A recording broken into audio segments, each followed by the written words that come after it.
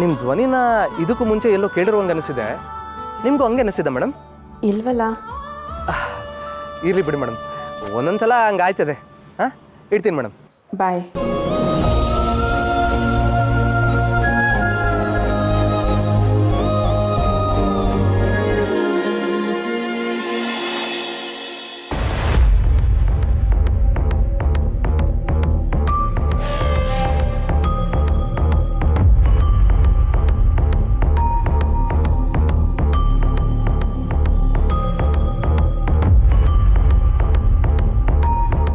Sir, ಇವತ್ತು will open ಮಾಡ್ಬೋದಲ್ವಾ?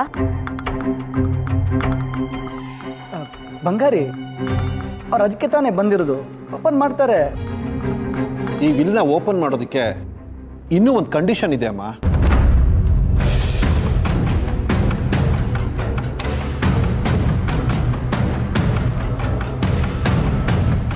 ಇನ್ನೂ ಒಂದು ಕಂಡೀಷನಾ? ಏನದು? ಇನ್ನೂ ಏನೇನು ಟ್ವಿಸ್ಟ್ ಇಟ್ಟವನೋ ನನ್ನ ಮಗ. ಈ ವಿಲ್ನ ಓದೋವಾಗ ಭಾವನಾ ಅನ್ನೋರು ಕೂಡ ಇರಬೇಕಾಗತ್ತೆ, ಹಾಗಂತ ಮೆನ್ಷನ್ ಮಾಡಿದ್ದಾರೆ.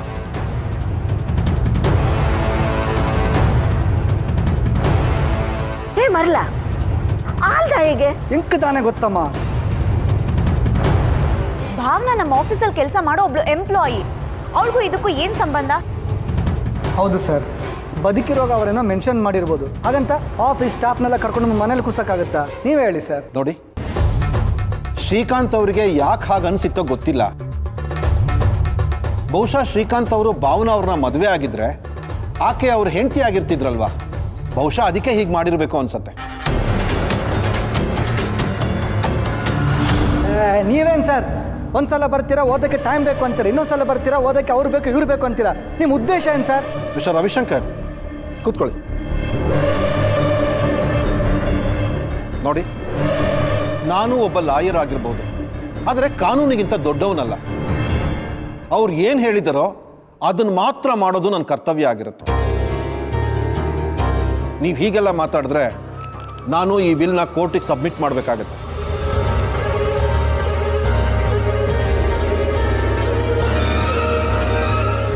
ನೀವು ಕೋರ್ಟಲ್ಲಿ ಗೆದ್ದ ಮೇಲೆ ನಿಮ್ಗೆ ಈ ವಿಲ್ ಸಿಗತ್ತೆ, ಆಗಬೇಕಾದ್ರೆ ನೀವು ಓಪನ್ ಮಾಡ್ಬೋದು.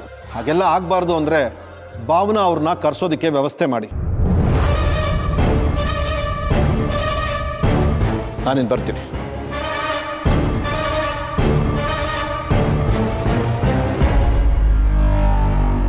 ಛೇ, ಅವಳ ಹೆಸರನ್ನ ಯಾಕಾದ್ರೂ ಮೆನ್ಷನ್ ಮಾಡಿದಾನೋ ಏನೋ. ಅಯ್ಯೋ, ನಿಮ್ಮ ಅಣ್ಣ ಸತ್ರು ನಮ್ಗೆ ಶತ್ರುವಾಗೆ ಉಳ್ಕೊಂಬಿಟ್ಟ. ಮನೆಯವರು ಅಂತ ನಾವಲ್ಲಿ ಇರಬೇಕಿದ್ರು ಅವಳು ಯಾವಳು? ರವಿ, ಅವಳ ಮನೆಗೆ ಹೋಗಿ ಅಷ್ಟೆಲ್ಲ ಜಗಳ ಮಾಡಿ ಬಂದಿದೀವಿ. ಇವಾಗ ಬಾ, ನಿನ್ ಜೊತೆ ಮಾತಾಡ್ಬೇಕು ಅಂತ ಕರೆದ್ರೆ ಬಂದ್ಬಿಡ್ತಾಳ.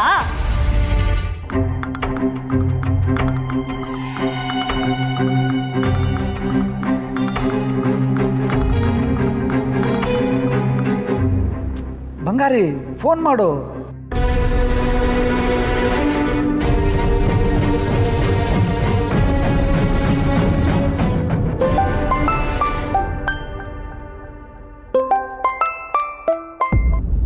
ಸೌಪರ್ಣಿಕಾ ಅವರು. ಹಲೋ. ಭಾವನಾ, ನಾನು ಸೌಪರ್ಣಿಕಾ. ಹೇಳಿ. ಏನಿಲ್ಲ, ನಿನ್ನ ಜೊತೆ ಸ್ವಲ್ಪ ಮಾತಾಡಬೇಕಿತ್ತು. ಏನು ವಿಷಯ? ಖುಷಿಗೇನಾದರೂ?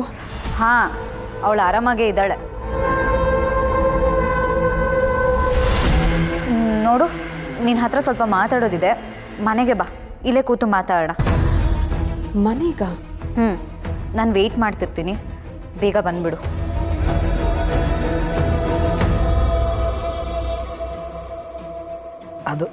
ಅದು ನನ್ನ ಬಂಗಾರಿ ಅಂದರೆ.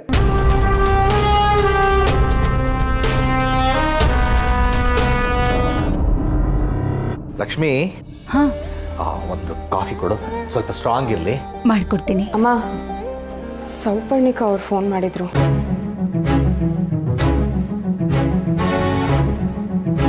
ಸೌಪರ್ಣಿಕಾ ಕಾಲ್ ಮಾಡಿದ್ಲಾ? ಹೌದಮ್ಮ, ಏನೋ ಮಾತಾಡಬೇಕು, ಮನೆಗೆ ಬಾ ಅಂತ ಹೇಳಿದ್ರು. ಮನೆಗೆ ಕರೆದ್ಲಾ? ಅಲ್ಲ ಭಾವನಾ, ಈಗ ಸ್ವಲ್ಪ ಹೊತ್ತಿನ ಮುಂಚೆ ಇಲ್ಲಿ ಬಂದು ಅಷ್ಟೊಂದು ಗಲಾಟೆ ಮಾಡಿ ಹೋದ್ರು. ಈಗ ಮತ್ತೆ ಮನೆಗೆ ಬರಬೇಕಂತ? ಮೊದಲೇ ಕೆಟ್ಟ ಜನ ಅವರು, ನಮ್ಗವ್ರ ಸವಾಸನೇ ಬೇಡ. ನೀನು ಹುಷಾರಾಗಿರು ಆಯ್ತಾ? ಬೇಡ, ಭಾವನಾ ಅವ್ರ ಕಂಪ್ನಿಯಲ್ಲಿ ಕೆಲಸ ಮಾಡ್ತಾ ಇದ್ಲಲ್ವಾ, ಅದಕ್ಕೆ ಸಂಬಂಧಪಟ್ಟಾಗ ಏನೋ ಇರಬೇಕು. ಅಷ್ಟು ಆತಂಕ ಪಟ್ಕೊಳ್ಳೋದು ಬೇಡ ಮಗಳೇ. ಹೋಗ್ಬಮ್ಮ, ವಿಷಯ ಏನು ಅಂತ ಗೊತ್ತಾಗುತ್ತೆ. ಹುಷಾರು. ಸರಿ ಅಪ್ಪ.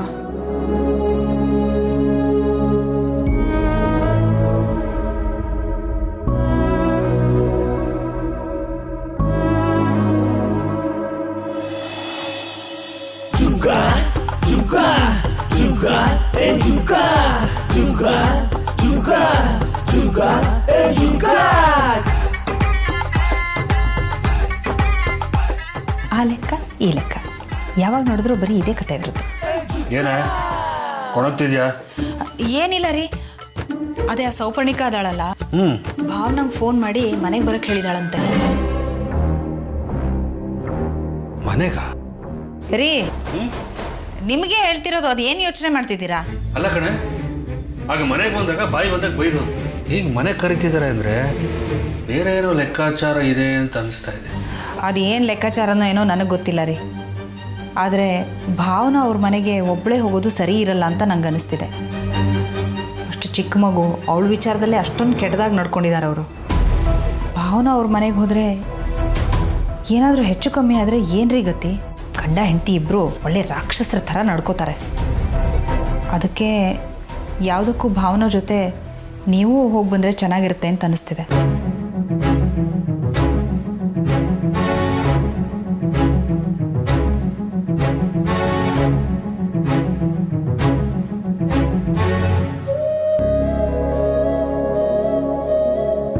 ಅಮ್ಮ, ಅಪ್ಪ, ನಾನು ಹೋಗಿ ಬರ್ತೀನಿ.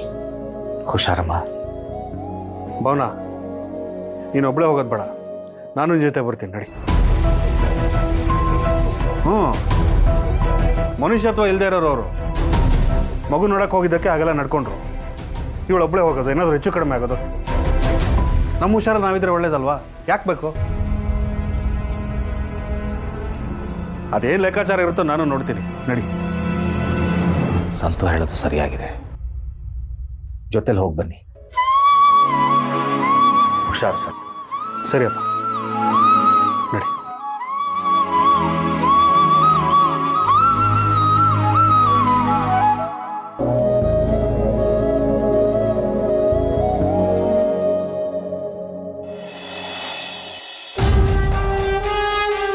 ರವಿ, ಭಾವನಾ ಬರ್ತಾಳ ಅನ್ಸುತ್ತಾ?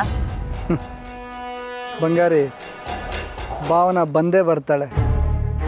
ಅವಳು ವೀಕ್ನೆಸ್ಸೇ ಖುಷಿ.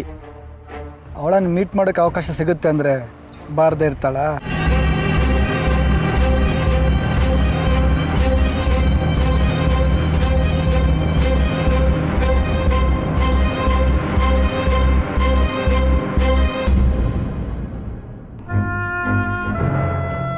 ಇವನು ಯಾಕೆ ಬರ್ತಾ ಇದ್ದಾನೆ? ಬಂಗಾರಿ, ನಾವು ಸ್ವಲ್ಪ ಹುಷಾರಾಗಿರಬೇಕು.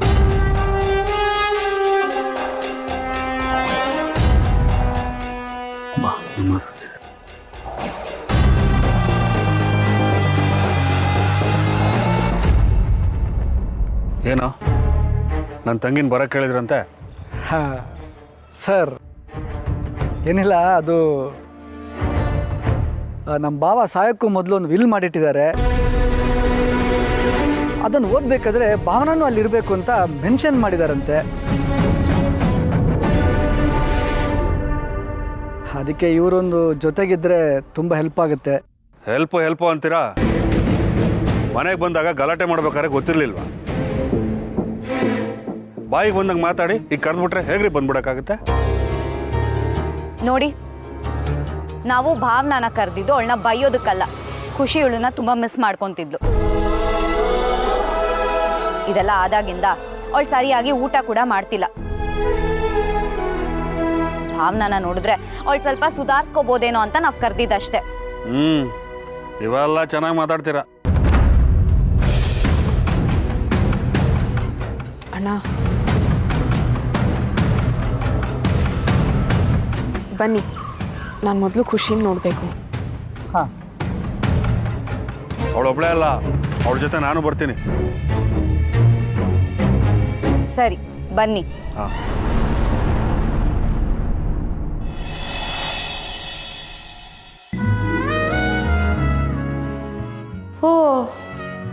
ಏನದ್ಕೆ ಇದು ಮನೆ ಈ ಥರ ಬಿಕೋ ಅಂತಿದೆ?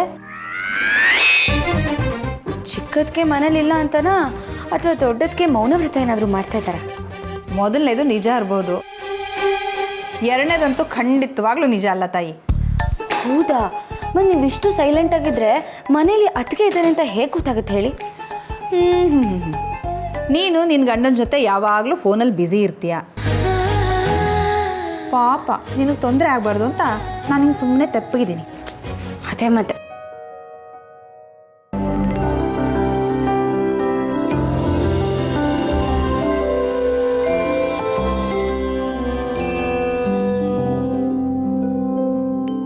ಹಲೋ, ಹೇಳಿ. ಹಲೋ ಮೇಡಮ್, ಪಾರ್ಸಲ್ ತಂದಿದ್ದೆ. ಹೌದಾ? ಸಾರಿ, ನನ್ನ ಮನೆಯಲ್ಲಿಲ್ಲ. ತಾಳಿ, ಅಲ್ಲೇ ಯಾರಿಗಾದ್ರು ಕಲೆಕ್ಟ್ ಮಾಡ್ಕೊಳಕ್ಕೆ ಹೇಳಿ. ಆಯಿತು ಮೇಡಮ್.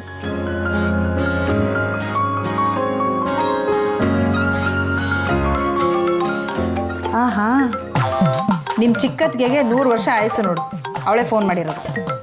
ಮಾತಾಡಿ ಏನು ಅಂತ ಕೇಳ್ಬಿಡ್ತೀನಿ. ಹಲೋ, ಅದು ಒಂದು ಪಾರ್ಸಲ್ ಬಂದಿದೆ, ಕಲೆಕ್ಟ್ ಮಾಡ್ಕೋತೀರಾ? ಪಾರ್ಸಲ್ಲಾ? ಏನು ಪಾರ್ಸಲು? ಏನಿಲ್ಲ, ಒಂದು ಫುಡ್ ಐಟಮ್ ಅಷ್ಟೇನೆ. ಕಲೆಕ್ಟ್ ಮಾಡಿಕೊಂಡು ಫ್ರಿಜ್ಜಲ್ಲಿ ಇಟ್ಬಿಡಿ. ಹಾಗೆ ಒಂದು 400 ರುಪೀಸ್ ಇದ್ರೆ ಪೇ ಮಾಡಿಬಿಡಿ, ನಾನು ಬಂದು ಕೊಡ್ತೀನಿ. 400 ರೂಪಾಯಾ? ಹಾಂ, ಇದೆ ಅಲ್ವಾ? ಹಾಂ ಇದೆ. ಅವರೇ ಕಾಲ್ ಮಾಡ್ತಾ ಇದ್ದಾರೆ, ಬಂದಿದ್ದಾರೆ ಅನ್ಸುತ್ತೆ. ಕಲೆಕ್ಟ್ ಮಾಡ್ಕೊಂಬಿಡಿ. ಏನಾಯ್ತು? ದೊಡ್ಡ ಮಹಾರಾಜನ ಮೊಮ್ಮಗಳು ಇವಳು. ಅದೇನೋ ಪಾರ್ಸಲ್ ಬರುತ್ತಂತೆ, ಅದಕ್ಕೆ 400 ರೂಪಾಯಿ ಕೊಡ್ಬೇಕಂತೆ. ಯಾರಾದರೂ 400 ರೂಪಾಯಿನ ಊಟಕ್ಕೆ ಹಾಕ್ತಾರ? ಓಯ್ಯೋ, ಬರೀ 200 ರೂಪಾಯಿ ಇದೆ. ಜಾನು, ನನ್ನ ಹತ್ರ ಬರೀ 200 ರೂಪಾಯಿ ಇದೆ. 400 ರೂಪಾಯಿ ಕೊಡ್ಬೇಕಂತೆ. ನಿನ್ನ ಹತ್ರ ಇದೆಯೇನೆ? ಅಯ್ಯೋ ಇಲ್ಲ, ಅದಕ್ಕೆ ನನ್ನ ಹತ್ರನೂ 100 ರೂಪಾಯಿ ಅಷ್ಟೇ ಇರ್ಬೋದು. 200 ರೂಪಾಯಿ ಅಜ್ಜಿ ಹತ್ರ ಕೇಳ್ತೀನಿ. ಸರಿ ಇರಿ, ತರ್ತೀನಿ.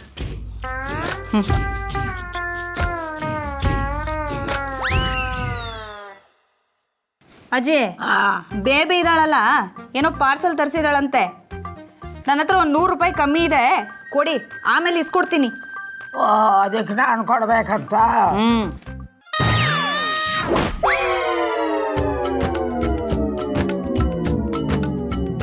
ಬಂದ್ಮೇಲೆ ಕೊಡೋದಕ್ಕೆ ಹೇಳು. ಆಯ್ತು. ಇಡೀ ದಿನ ಕತೆ ಥರ ಕೆಲಸ ಮಾಡಿದ್ದಲ್ದೆ ಇವಳು ಚಾಕ್ರಿ ಬೇರೆ ಮಾಡಬೇಕು. ಅದಕ್ಕೆ 100 ರೂಪಾಯಿ. ಒಳ್ಳೇದಾಯ್ತು, ಕೊಡಪ್ಪ. ಏನದಕ್ಕೆ ಇದು? ಏನಪ್ಪ ಮತ್ತೆ?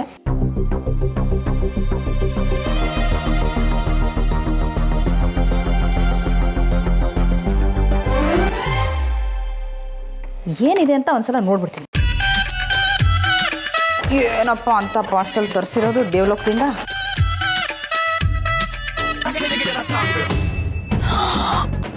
ಅಯ್ಯೋ, ಕೇಕು!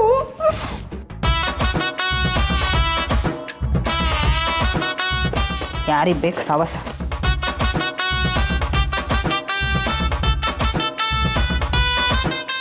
ಏನಪ್ಪ ಮಾಡೋದು? ಅಜ್ಜಿ, ಜಾನು, ಇದರಲ್ಲಿ ಕೇಕ್ ಇದೆ ಕಣ್ರಮ್ಮ. ಕೇಕ್ ತಂದಿದ್ದಾಳ, ಕೊಡು, ತಿಂದು ಮುಗಿಸ್ಬಿಡೋಣ. ಹಂಗಂತೀರಾ? ಅಯ್ಯೋ, ಅದಕ್ಕೆ ಕೇಳ್ಬಿಟ್ರೆ? ಅದು ಆಮೇಲೆ ನೋಡ್ಕೊಂಡ್ರೆ ಆಯ್ತು. ಕೊಡೆ, ತಿನ್ನೋಣ. ಸರಿ.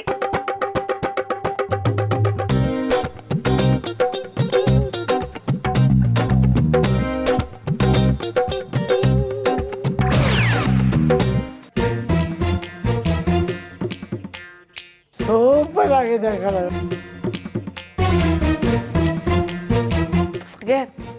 ಈಗ ಅದಕ್ಕೆ ಬಂದ್ಬಿಟ್ಟು ಕೇಳಿದ್ರೆ ಏನು ಹೇಳೋದು ನಾವು? ದುಡ್ಡು ಕೊಟ್ಟಿದ್ದು ನಾವು, ತಿಂತಾ ಇರೋದು ನಾವು, ಅಷ್ಟೇ. ಅಲ್ಲ, ಏನಾಯ್ತು ಅಂದ್ರೆ ಏನು ಹೇಳೋದು ಅದಕ್ಕೆ? ಹಾಂ, ನೀನು ತರಿಸಿದ ಪಾರ್ಸಲಲ್ಲಿ ಜಿರಳೆ ಬಿದ್ದಿತ್ತು, ಅದಕ್ಕೆ ನಾವು ಬಿಸಾಕ್ಬಿಟ್ವಿ ಅಂತ ಹೇಳ್ಬಿಡೋದು, ಸರಿನಾ? ಚೆನ್ನಾಗಿದೆ ಕಣ.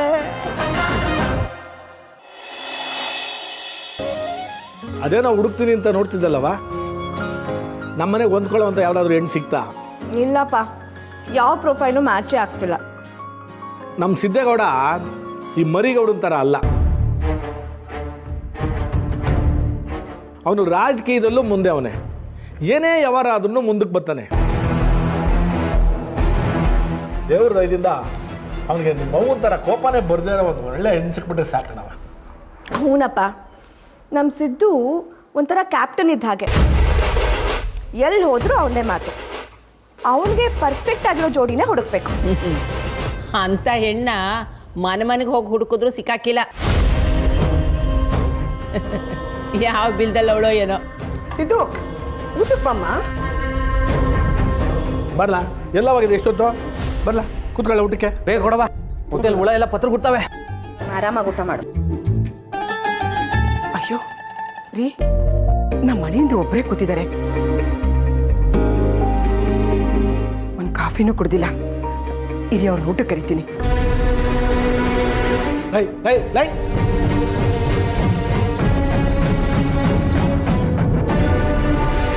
ಬನ್ನಿ ಹೇಳಿದ್ರಿ, ಬನ್ನಿ. ಅಲ್ಲ, ಬನ್ನಿ ಬಾ, ಕೂತ್ಕೊಪ್ಪ.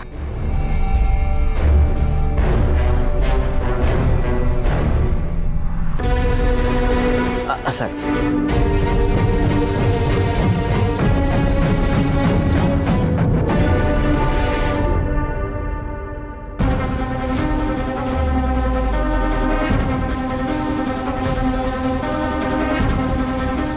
ನಂಗೆ ಹುಸಿ ಕೆಲಸ ಅದೇ, ನಾನು ಆಮೇಲೆ ಬಂದು ಉಣ್ತೀನಿ ಕಣವಾ.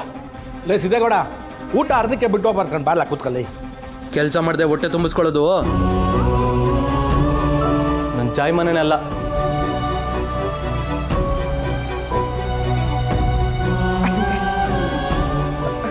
ನೀವು ಊಟ ಮಾಡಿ.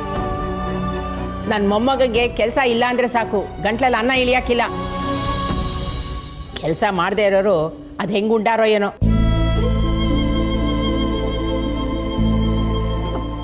ಪ್ಲೀಸ್.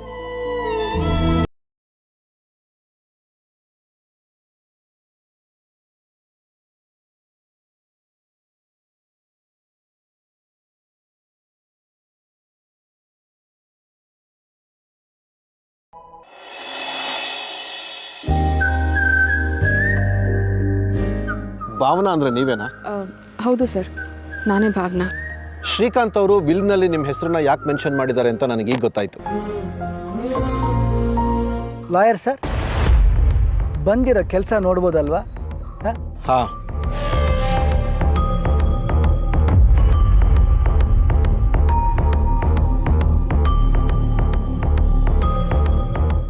ಶ್ರೀಕಾಂತ್ ಅರಸ್ಸಾದ ನಾನು ನನ್ನ ಸ್ವ ಇಚ್ಛೆಯಿಂದ ಈ ವಿಲ್ ಮಾಡ್ತಾ ಇದ್ದೀನಿ. ಈ ವಿಲ್ ಮಾಡೋದಕ್ಕೆ ಒಂದು ಕಾರಣ ಇದೆ. ನನ್ನ ಮೊದಲ ವಿಲ್ನಲ್ಲಿ ಹೇಳಿರೋ ಪ್ರಕಾರ ನನ್ನ ಮಗಳು ಖುಷಿ ಶ್ರೀಕಾಂತ್ಗೆ ನನ್ನ ಆಸ್ತಿಯ ಸಂಪೂರ್ಣ ಹಕ್ಕಿರುತ್ತದೆ. ನನ್ನ ಮಗಳಿಗೆ 18 ವರ್ಷ ತುಂಬುವವರೆಗೆ ಅವಳನ್ನು ಯಾರು ಪಾಲನೆ ಪೋಷಣೆ ಮಾಡುತ್ತಾರೋ ಅವರಿಗೆ ನನ್ನ ಆಸ್ತಿಯ ಅರ್ಧ ಭಾಗ ಸೇರತಕ್ಕದ್ದು. ಈ ವಿಲ್ನ ಮುಂದುವರಿದ ಭಾಗವಾಗಿ ಭಾವನಾ,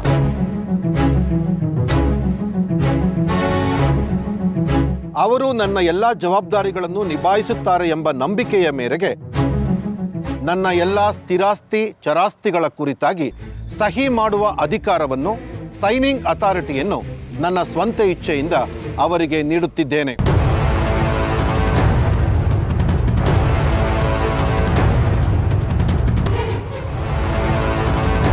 ಇಂಪಾಸಿಬಲ್. ನಮ್ಮ ಅಣ್ಣನ ಜೊತೆ ಅವಳ ಮದ್ವೆ ಫಿಕ್ಸ್ ಆಗಿತ್ತು ಅಷ್ಟೇ, ಆದ್ರೆ ಮದ್ವೆ ಆಗಿರ್ಲಿಲ್ಲ. ಅದ್ ಹೇಗ್ ಸೈನಿಂಗ್ ಅಥಾರಿಟಿ ಕೊಡಕ್ಕಾಗತ್ತೆ? ಸಾಧ್ಯನೇ ಇಲ್ಲ. ಹೌದು ಸರ್, ಅದರಲ್ಲಿ ಮದುವೆ ಆದ್ರೆ ಅಂತ ಮೆನ್ಷನ್ ಮಾಡಿರ್ತಾರೆ. ಸರಿಯಾಗಿ ನೋಡಿ ಸರ್. ನೋಡಿ ಸೌಪರ್ಣಿಕ ಅವರೇ, ನಿಮ್ಮ ಅಪ್ಪ ಬಿಟ್ಟೋಗಿರೋದು 2-3 ಕೋಟಿ ರೂಪಾಯಿ ಆಸ್ತಿ ಮಾತ್ರ ಪಿತ್ರಾರ್ಜಿತ. ಉಳಿದಿದ್ದು ಶ್ರೀಕಾಂತ್ ಅವ್ರಿಗೆ ಸೇರಿದ್ದು ಸ್ವಯಾರ್ಜಿತ ಆಸ್ತಿ. ಅದನ್ನು ಅವರು ಯಾರಿಗೆ ಬೇಕಾದ್ರೂ ಕೊಡ್ಬೋದು. ಇಲ್ಲ ಸರ್, ನನ್ಗೆ ಯಾಕೋ ಇವಳೆ ಮೋಡಿ ಮಾಡಿ ನಮ್ಮ ಅಣ್ಣನ ತಲೆ ಕೆಡ್ಸಿ ಇದನ್ನೆಲ್ಲ ಮಾಡ್ಸಿದಳ ಅನ್ನಿಸ್ತಿದೆ. ಖಂಡಿತ ಖಂಡಿತ ಇಲ್ಲೇನೋ ಸಂಚಿದೆ. ಹಲೋ, ಏನ್ರಿ ಬಾಯಿ ಬಂದಂಗೆ ಮಾತಾಡ್ತಿದ್ದೀರಾ? ಏನೋ ನೀವು ಕರೆದಿದ್ದೀರಿ ಅಂತ ಬಂದಿದ್ದೀವಿ. ನಮ್ಮ ತಂಗಿಗೆ ಏನೂ ಗೊತ್ತಾಗಲ್ಲ ಅಂತ ಏನು ಬೇಕಾದ್ರೆ ಮಾತಾಡ್ಬೋದಾ? ನಡಿಯ ಅಣ್ಣ, ನಡಿ ಅಂತ ಹೇಳಿದ್ನಲ್ವಾ? ಇವ್ರು ಇಷ್ಟ ಬಂದಂಗೆ ಮಾತಾಡ್ತಿದ್ರೆ ನಾವು ಕೇಳ್ಕೊಂಡು ನಿಂತಿರ್ಬೇಕಾ? ನಡಿ ಅಂದೆ. ಇಳಿ ಕೆಳಗೆ, ಇಳಿ ಕೆಳಗೆ ಅಂದೆ.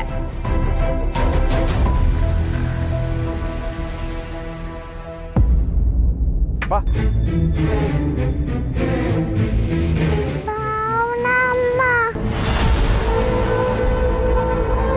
ಸೌಪರ್ಣಿಕ ಅವರೇ,